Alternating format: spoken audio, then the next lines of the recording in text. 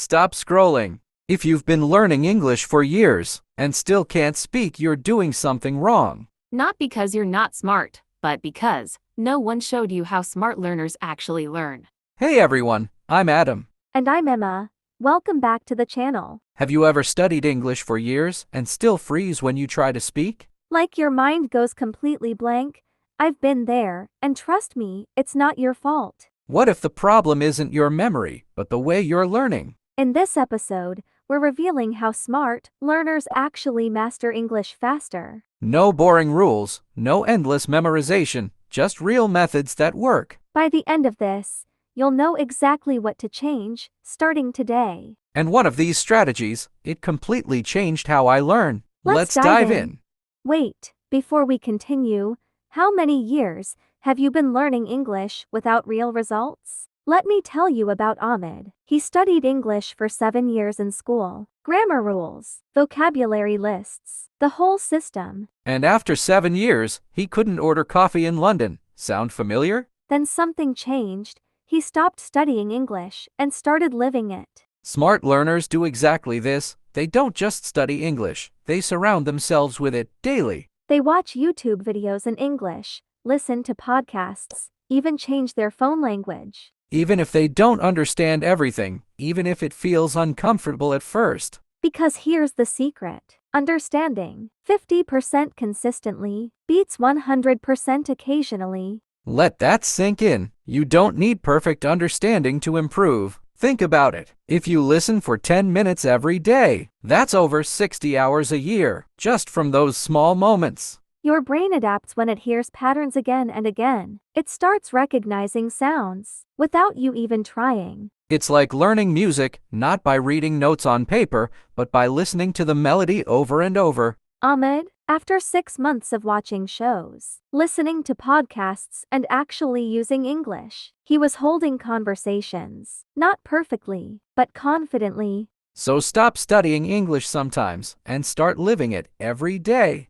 If you're waiting to feel ready, you'll wait forever. Okay, let me share something personal. When I started learning Spanish, I was terrified of sounding stupid. So, what did you do? I stayed silent. I waited until I had the perfect sentence. And you know what happened? I barely spoke for months. That's the trap. So many learners fall into it. Then one day, I said yo I a la tienda ir, which is completely wrong. The correct way is yo fui a la tienda ir. But here's what's beautiful. That mistake, I never forgot the past tense again. That one mistake taught you more than weeks of studying. Exactly. Smart learners aren't afraid of mistakes. In fact, they expect them. They see every mistake as feedback, not failure, like a GPS that says, recalculating. While others stay silent waiting for perfection, smart learners speak, even if it's broken.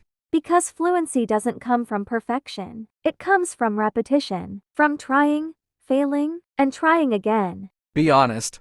How many times did you stay silent just to avoid a mistake? That waiter in Spain corrected me gently. I said sorry, repeated the sentence correctly. And guess what? We had a 15-minute conversation after that. So here's the question. Are you avoiding mistakes or learning from them? Start speaking today, even if it's messy, even if it's wrong, because that mess is where growth happens. I want to tell you about Fatima. She was a brilliant student.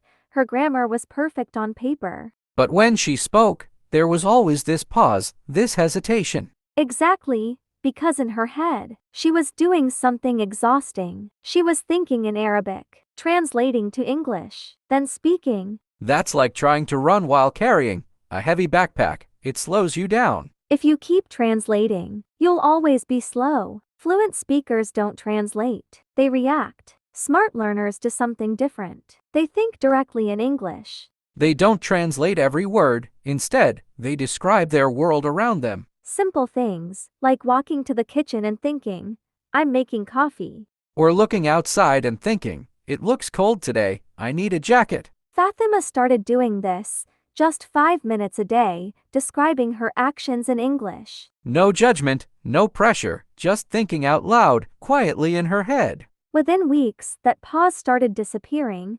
The words came faster because her brain had built a direct connection. That's the real goal, not translating, but thinking. Let me ask you something. What's the first word you learned in English? Probably apple, with a little picture next to it. Right, and that works for a while, but here's the problem. Smart learners don't focus on single words. They learn full sentences and expressions. Words are pieces, sentences are power. Because language doesn't happen in isolation, words live inside contexts. Let me give you an example. Instead of learning the word hungry, learn I'm really hungry right now. Instead of tired, learn I didn't sleep well, I'm exhausted. This is how language is actually used in real life, in complete thoughts. I worked with a student named Carlos who memorized hundreds of words, but when he needed to speak, he froze. Because he had pieces, but no way to connect them. Then he switched. He started collecting sentences instead of words. What time does the train leave? Could you recommend something? And suddenly, he wasn't building sentences from scratch. He was pulling whole phrases from memory. That's how native speakers do it. We don't invent sentences. We use patterns we've heard hundreds of times. So always learn words inside real sentences. That's how you speak faster, without thinking too much. Okay, let me ask you something uncomfortable. Do you remember how many times you've said hello in your life? Thousands, maybe tens of thousands. Exactly, and you say it perfectly, automatically, without thinking. Because repetition works, but here's the catch, not all repetition is the same. Smart learners repeat with intention, not mindless repetition, focused repetition. There's a technique called shadowing. You listen to a sentence and immediately repeat it. Imitate the pronunciation, the rhythm, the emotion. Don't just listen like a consumer, speak like a performer. Let me give you an example. Let's say you hear, "What have you been up to lately?" You don't just hear it, you say it again and again. What have you been up to lately? You copy the intonation, the speed, the way the words flow together. I did this with a student named Lena. Every day, she listened to 5 minutes of a podcast and shadowed it. Just 5 minutes.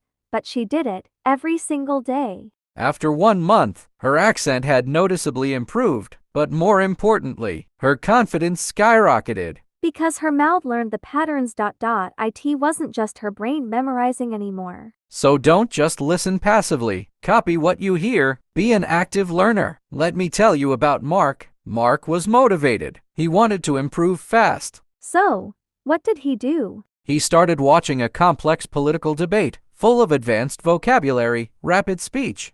And how did that go? He understood maybe 20%. After 3 days, he quit, completely discouraged. Too hard, you quit. Too easy, you don't grow. The magic is in between. This is so common. Learners pick content that's too hard and then blame themselves.